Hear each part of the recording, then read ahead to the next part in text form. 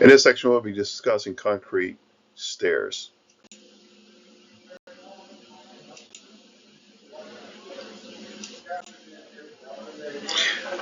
In this section, we're going to explain how to construct site-built concrete steps, explain how to lay out concrete steps and determine the rise and run of stairs, explain how to form, place, and finish concrete steps on a grade, and explain how to prepare, place, and finish metal pan step assemblies. There's a performance test you're going to be continuing on and basically working with concrete to do some finishing. We want to see about how far we can go with building stairs. So when it comes to metal steps, open metal pan steps, basically it's a prefabricated from steel. It is installed before the concrete is placed in it, which makes sense. You build the forms, then you can pour the concrete in. So these are preformed concrete stairs that that would fit for a standard house, standard stairs. So open means to the back of the stairs and have no riser. Um, Metal formwork is permanent. So precast concrete steps.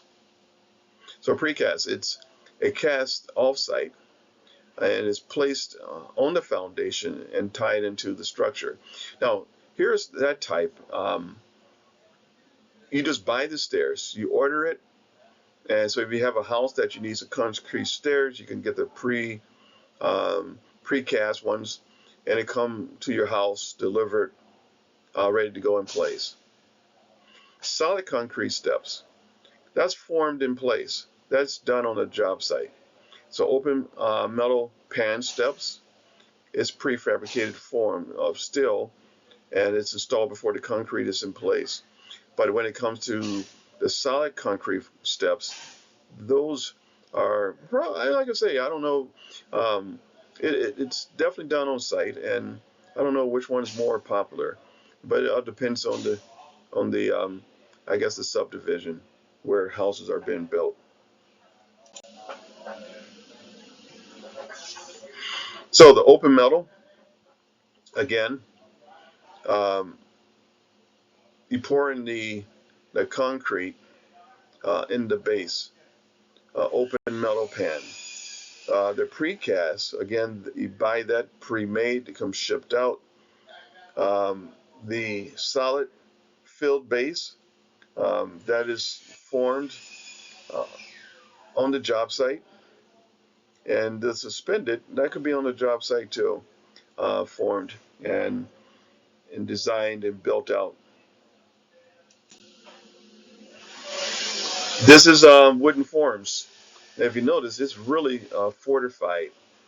Um, the forms itself is supported because you don't want to have a blowout. The blowout is when um, the form comes apart and the concrete to go running everywhere.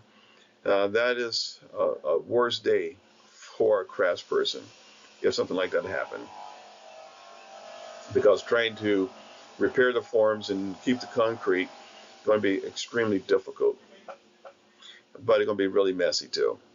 So building the forms as fortified as possible. Now they also put wire mesh in the concrete to give it structure to keep it from falling apart. So whoever's getting these stairs, you see, going to get a really good set because it's built in place. It's built for that house. It's the size for that house. So site-built steps may require reinforcement to add strength, and that's what the wire um, uh, fabric that is in there to give the concrete some strength. Fill the bottom with material, and sometimes you just use broken concrete pieces to fill the void. Um, Certainly you can use rocks and other things too to fill it in, um, because the concrete don't have to be solid, but it certainly need to be strong. Layer of wire mesh is placed on top. Um, so the concrete, it binds with the wire mesh, and and give it a very strong tensile strength to keep it from cracking and having other issues in the future. But again, concrete is very heavy. So when they build the forms, they're going to make sure that it will be able to support the weight that is that would be on those stairs, the concrete itself, but also the things under it. So that's why they used to put fill in, which can be old pieces of concrete, large rocks, or anything. So stairs layout. The stairs have risers and they have treads. The treads is what you step on, and the risers is the distance of each step. So the total rise is the vertical height that the stairs must achieve. That's from the ground level to the top of the stairs, to that very top of the base. Okay? And the total run is the distance from where that first stair start to where the last stair stops. So the horizontal distance the stairs will cover before reaching the required height.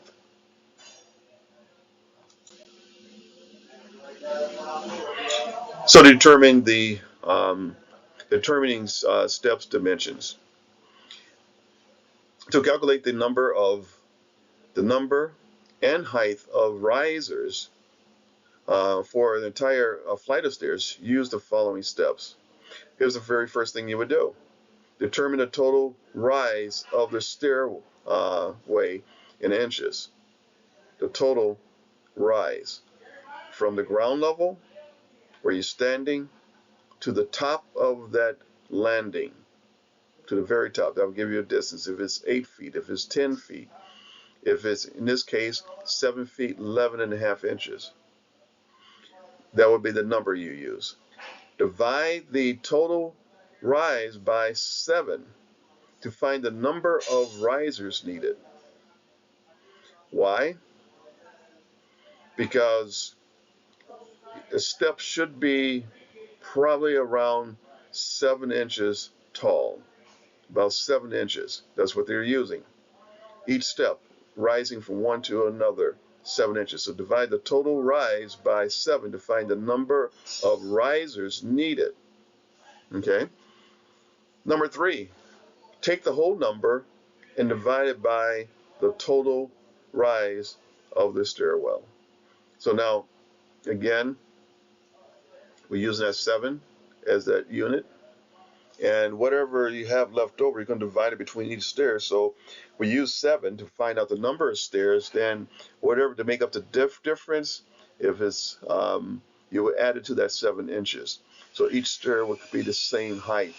One thing you do not do, try to make stairs at different heights. It would be dangerous because people will get accustomed going upstairs to lift their feet, whatever distance it is, and someone can trip uh, either up the stairs or down the stairs when they're at different heights.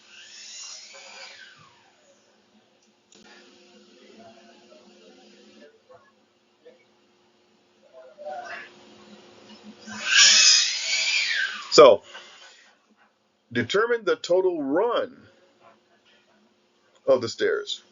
Determine determine the run and the number of treads required by subtracting 1 from the number of risers. Okay, divide the total run by the number of the risers. So again, determine the risers and the run. You just need to take some measurements. You need to know how many the run is, and typically most runs will be something around 10 inches. um, those treads will be 10 inches typically. So that suite number is usually um, 17 inches total each. So if you take one riser and one run, it should equal something around 17 inches, okay, by 17. So you want to determine what each stair will be. We divide the total run by the number of 10. That will give you something to work with.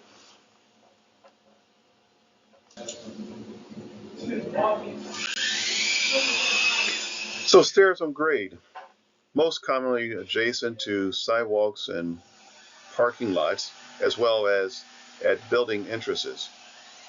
Sometimes used in landscape areas, allowing foot traffic to traverse slopes more easily.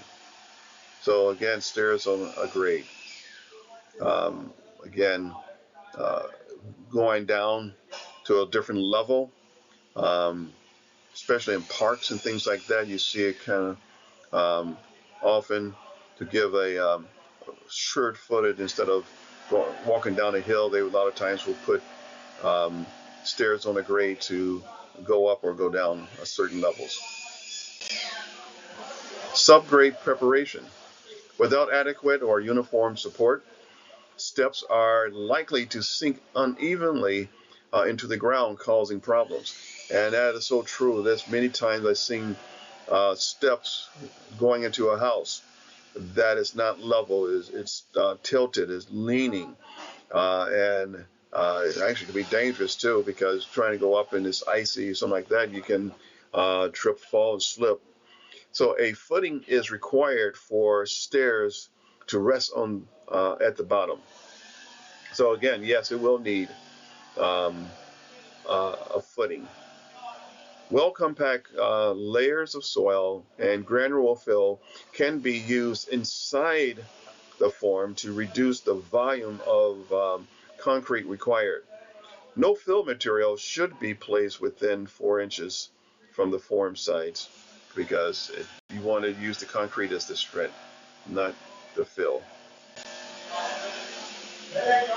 Form work, again, like I said, the form work must be very um, structured to be able to hold back the concrete, uh, the weight of it. So again, in this picture, looking at the form work, you can see how they're forming up these stairs. It's an open site basically, and they will finish it off here. This finish here will be the riser. This will be the run or the tread that you'll be building, and you form this off. And underneath it, it will just be more concrete laying on top of this. Very, very structured form. Again, here's another design of a form work. You see the stakes holding the boards together as they pour it in. So this will be the stairs here. Let me use my laser. Okay, you got this part will be finished off. There'll be a board here going across, but again, something to hold it together so it doesn't move, shift, because all the weight that it will be forcing against the boards.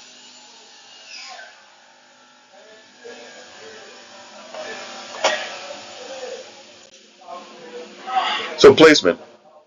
Or so before placing concrete, coat the forms with a release agent.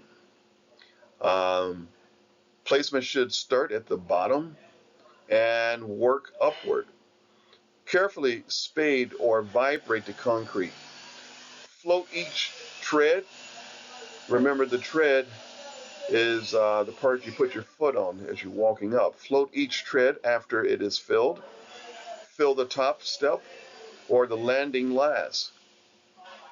Tap the form slightly and lightly to release any air bubbles.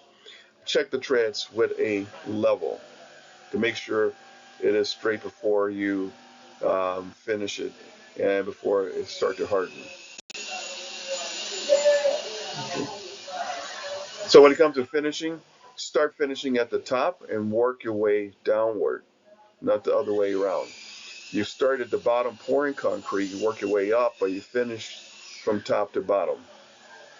Hand float each tread again and run a edger along the tread. Trowel the stairs. Embed any permanent non-slip abrasive strips or nosing in the interface of the surface of the treads.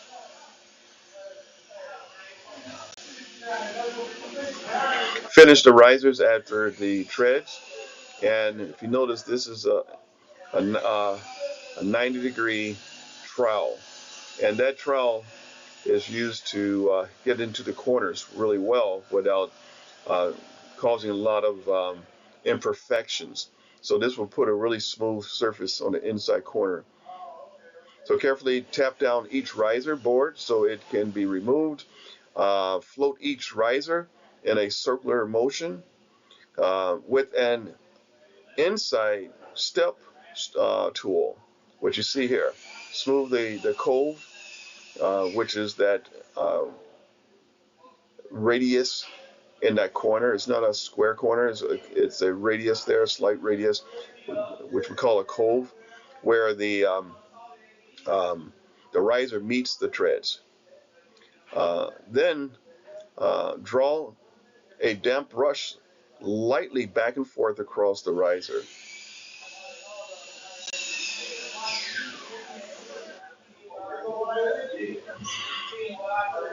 Pan stairs are prefabricated to specifications, then delivered to the job site and installed.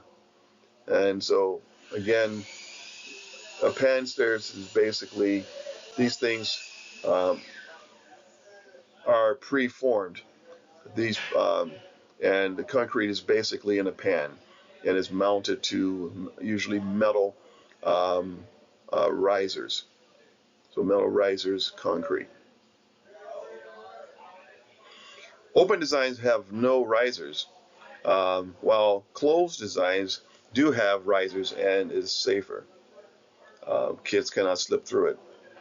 Um, it's difficult to trip because of um, those types of closed-in designs. Preparation of metal stairs frames. First, check the conditions of the stair frame prior to installation. Take measurements to verify fit. Make sure all welds or bolts are sound and tight.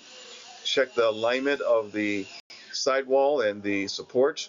Check all brackets for damage. And if there are no problems noted, um, basically the installation should begin at that point. Mechanical rigging and lifting equipment may be needed because of the weight of especially metal stairs. It's heavy, and if you got concrete on it, it's even heavier. So again, using some type of lifting equipment, using a gantry, and with some type of come along, or better yet, some a hoist to be able to lift it. Once the frame has been set, check final alignment and elevations between the top tread and the floor. Uh, use metal spacers or washers to shim as needed before tightening the hardware at the attachment points. Then make sure that each pan is free of rust and debris before placement.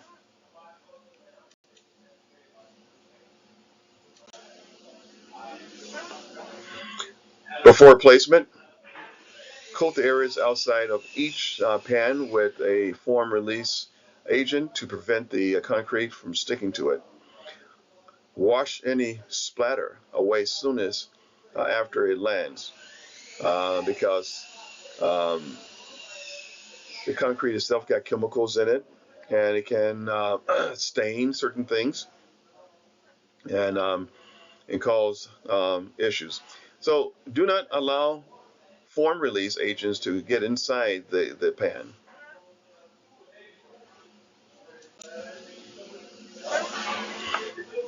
Steps for placing and finishing concrete. Number one, start placing and consolidating the mix at the top of the step. Float the surface of the top step until it is relatively smooth and level. Move excess to the next step. Move down and continue filling and floating each step until all have been filled and struck smooth. Wait to allow the concrete to set up before continue to work. Use knee boards to get on the treads to finish the work.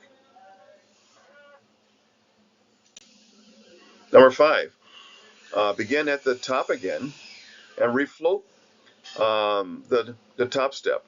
Use a level to ensure that the step has the proper slope. Hold the trowel relatively flat on the surface and then begin troweling the top step. If any abrasive materials is to be added to the tread, now is the time to sprinkle the grit evenly over the surface. Um, Work the grit into the surface, but do not overwork. If you overwork it, it gets swallowed up by the concrete and it's just a smooth surface at that point. Trowel the surface in a semicircular motion, basically a fan motion going back and forth, keeping the trowel flat on the surface. Then you move down the stairs until all the treads have been completed. Apply a curing compound using a sprayer with a fine mist. So one of those pump bottles with the curing compound, you would end up spraying it on the concrete to help it to cure. Alrighty, just go through some terms real quick. Only got a few of them. A rise is the distance from the individual step that goes up, ascends. The total rise refers to the total vertical distance that an entire set of steps ascends. So basically, from the floor to the very top step, or the landing. A riser is the vertical portion of the individual step. A run, sometimes called a tread, but the run is the horizontal dimensions of an individual step. The term total run refers to the total horizontal distance uh, of the entire set of steps covered. So, in other words, the total run is simply where the step starts and where it ends. Where it starts and where it ends is the total run. The tread is the horizontal portion of a step that basically what you walk on. So in other words, what you put your feet on is the tread. We got some questions. The ideal riser height for a step is considered to be blank. And we covered that in the first section. And it's 7 inches. On Y stairways, forming should include riser supports and braces position every blank. Now keep this in mind is that if it's very wide stairs, it needs something to keep the stairs together, to keep it from bowing, keep it from shifting, pulling away. So the answer for this here, when it's on Y stairs, forming should be included on the riser supports, and braces should be every 4 feet on center. The concrete pans for metal pan stairs are usually blank. Is A, less than 1 inch deep. B, 1 inch to 1.5 inches deep. C, 2 inches to 2.5 inches deep. D, 3 inches deep or more. The answer here is 2 to 2.5 inches deep.